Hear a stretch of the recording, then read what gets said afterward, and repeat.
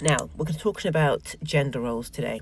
When it comes to the gender roles within relationships, marriages, committed relationships, where you live in a, I'm going to say heterosexual relationship, woman and man, there are certain roles that we fall into.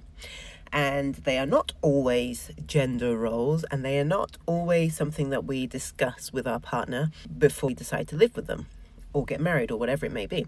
Now, for me personally, and I know a lot of women resonate with this, I'm in a spot where I've done a lot of self-development, a lot of work on myself, especially in the last, I would say 10 years. Leaving a marriage with an 18-month-old, doing my deep inner work, focusing on my identity, who I am, using my voice. I'm someone who never used to speak up. I'm someone who never used to voice their opinions.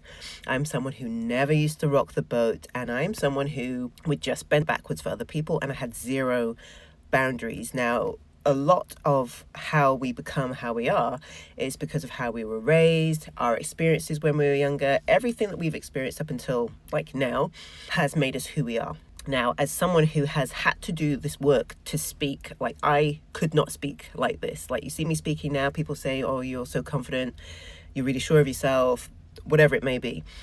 Look at my very first, or one of my very first YouTube videos, and you will see a stark difference. I was speaking, but it was a whisper. I did not feel like I had a voice. I had a voice, had plenty to say, but I didn't feel confident enough to share it, to express myself, which meant I couldn't say no, or I struggled to say no. I struggled to say stop. If you know, you know.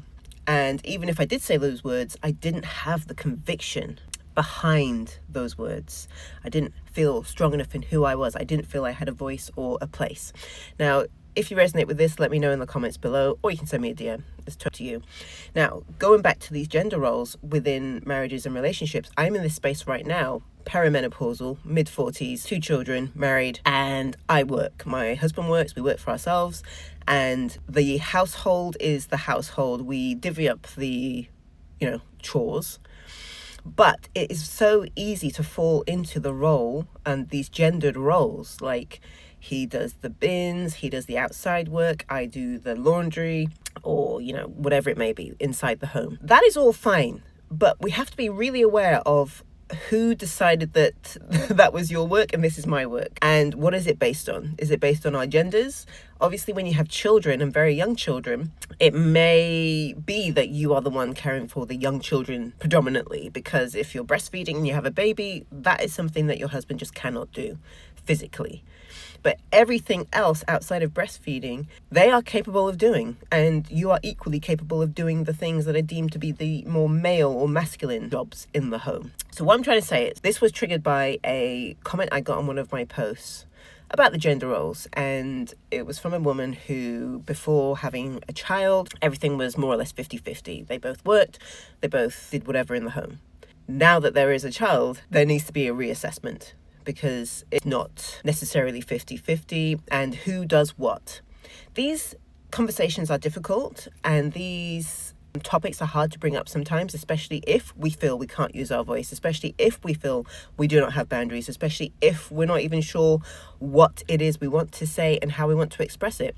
Now, asking your husband to do X, Y, Z, there is nothing wrong with that. But if you have a problem expressing yourself or changing the dynamic because of how you're feeling, that is an issue.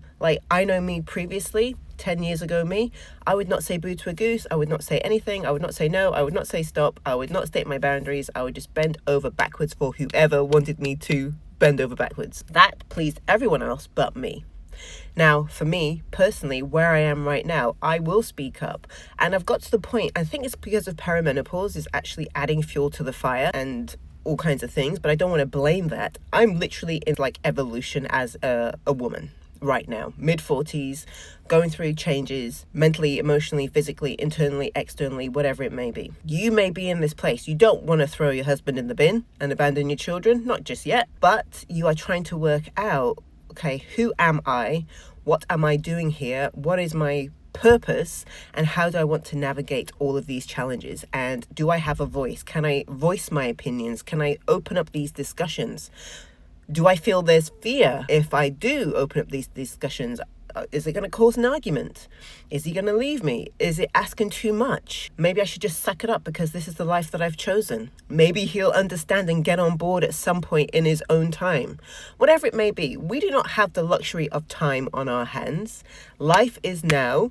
Things are happening now and things are unfolding now. So I really encourage you to think to yourself and ask yourself this question: who decided these roles? Am I happy with this? I'm guessing if you're listening to this, you're probably not quite happy with the dynamic right now, but you don't want to throw everything away. You don't want to blow up your marriage and you don't want to blow up your life, but you are in this place where you are deeply unsettled and you are not happy with the dynamic and you want to be able to verbalize that. Speaking up should not be a problem. That should not be the problem. If you're with somebody who is wanting to be with you, wants you to be happy, wants to make sure that you are mentally, emotionally, physically taken care of, and vice versa, then there should be no problem with these conversations coming up.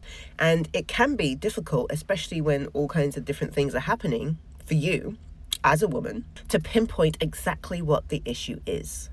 To pinpoint, is it my husband? And he's not obviously the villain. Is it my life? No, I actually love my life. Is it my kids? No, they're just kids. They're just doing whatever kids do. So what the fuck is wrong with me? Why do I feel this way? So I know for me personally, that's where I've been and that's where I'm at and that's where I'm going from. And I know a lot of women who follow me are in the same boat. Not obviously unhappy with how your life is.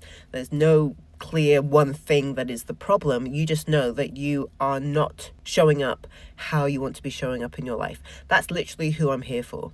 This is the work. This is the work that I put my clients through. This is the work that I've had to dissect and go through in terms of the deconditioning, the deconstructing, and the decentering. Once you start centering yourself, these things become easy or easier, but it is confronting because it's going to be change. You are changing and you are evolving and things around you are going to change and evolve. And sometimes people are not keeping up at the same pace. Maybe you're not keeping up at the pace, but it's happening whether you want it to or not.